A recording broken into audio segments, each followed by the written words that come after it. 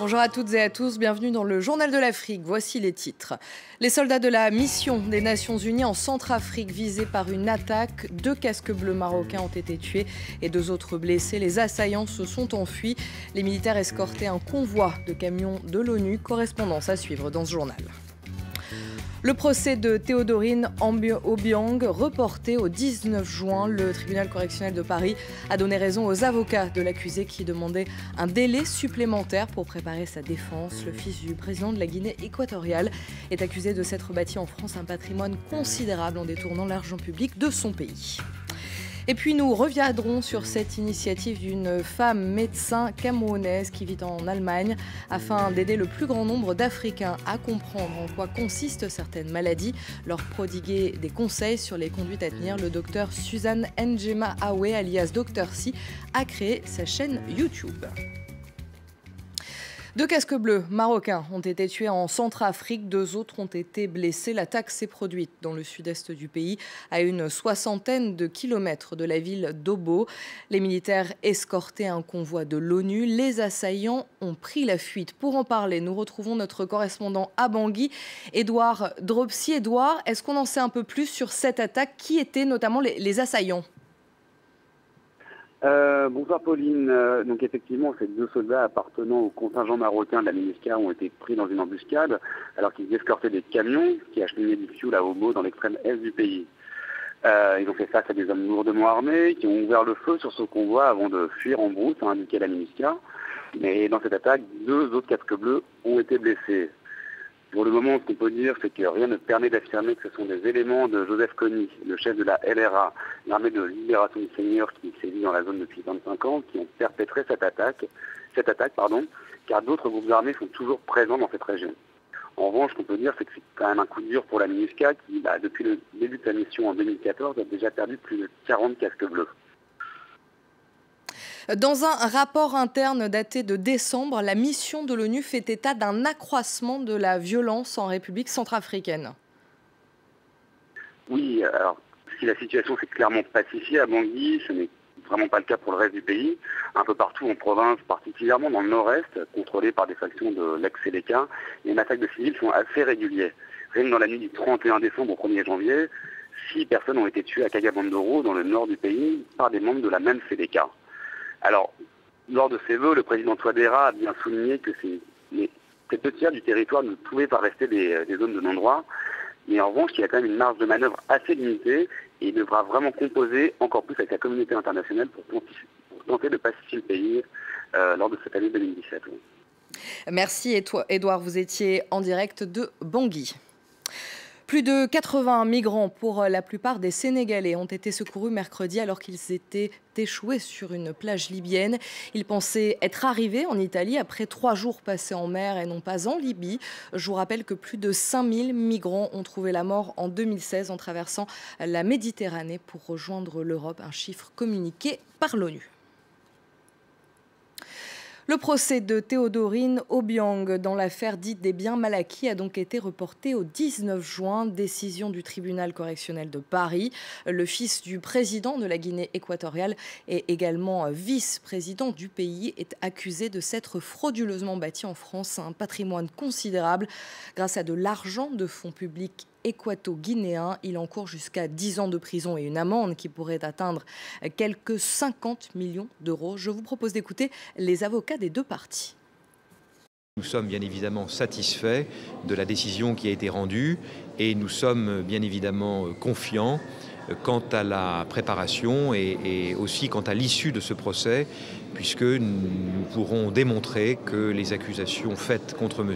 Nguema ne sont d'abord pas fondées, reposent principalement sur des déclarations d'opposants politiques.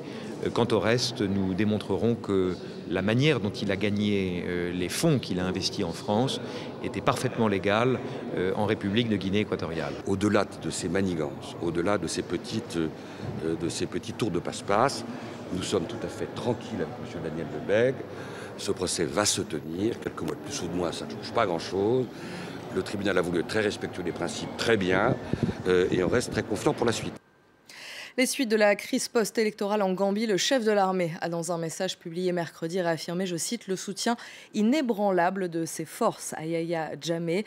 Le président sortant refuse de quitter le pouvoir. Il ne reconnaît pas sa défaite face à Adama Barrow lors de la présidentielle du 1er décembre 2016 et demande la tenue d'un nouveau scrutin. Nous nous rendons maintenant au Cameroun. Une nouvelle audience a eu lieu mercredi dans le procès d'Ahmed Abba, correspondant de RFI en langue haoussa. Le journaliste, incarcéré depuis 18 mois, est accusé de complicité d'actes de terrorisme et non dénonciation d'actes de terrorisme. Ses avocats estiment que son dossier est vide et demandent sa relaxe pure et simple. Le procès a été renvoyé au 2 février. Marcel Amoko, notre correspondant à Yaoundé, nous en dit plus. Cela faisait exactement 1 an jour pour jour, ce 4 janvier 2017, que l'affaire a été renvoyée devant le tribunal militaire de Yaoundé. Lors de l'audience de ce mercredi, les avocats de la défense ont fait valoir que le rapport d'expertise des éléments saisis chez leur client lors de son arrestation, un ordinateur et des téléphones portables, ce rapport n'avait pas respecté le code de procédure pénale camerounais, violant ainsi les droits fondamentaux de leur client, ce qui, selon la défense, devrait entraîner son annulation pure et simple. Le code de procédure pénale a prévu que lorsqu'une règle de procédure pénale a été violée et qui préjudicie aux droits de la défense, comme c'est le cas en l'espèce, c'est la nullité. Donc c'est pourquoi nous avons demandé au tribunal, une fois de plus, d'annuler toute la procédure qui a conduit au rapport d'expertise qui a été produit ce jour. Comme à chaque audience, Radio France Internationale, l'employeur de Ahmed Abba était représenté au tribunal par Yves Rocle, le directeur adjoint chargé de l'Afrique, venu soutenir son collaborateur. Le sens de la présence de la direction de RFI ici, c'est bien sûr d'apporter son soutien à Ahmed Abba, le journaliste correspondant de RFI Haoussa à Maroua, parce que nous avons la conviction qu'il est totalement innocent de ce dont on l'accuse. Donc nous souhaitons évidemment que ce procès aille à son terme, mais aille à son terme le plus rapidement possible et qu'enfin on l'innocente. Arrêté le 30 juillet 2015 et incarcéré à la prison centrale de Yaoundé, Ahmed Abba est poursuivi pour complicité d'actes de terrorisme et non dénonciation d'actes de terrorisme, des accusations qu'il a toujours niées. Il risque la peine de mort s'il est reconnu coupable. Cette initiative à présent d'une femme médecin camerounaise qui vit en Allemagne afin d'aider le plus grand nombre d'Africains à comprendre en quoi consistent certaines maladies, comme une attaque cardiaque ou un cancer, leur prodiguer des conseils sur les gestes, les conduites à tenir. Le docteur Suzanne Njema Awe, alias Dr Si, a créé sa chaîne YouTube. Elle y parle en pidgin, l'anglais de la rue, un moyen de s'adresser à un maximum de personnes. Laurent Bertecher. Today we want to talk about stroke. Ces tutoriels médicaux sont entièrement faits en pidgin. Cela fait presque 1 an que Suzanne Njema Awe poste ses vidéos sur YouTube.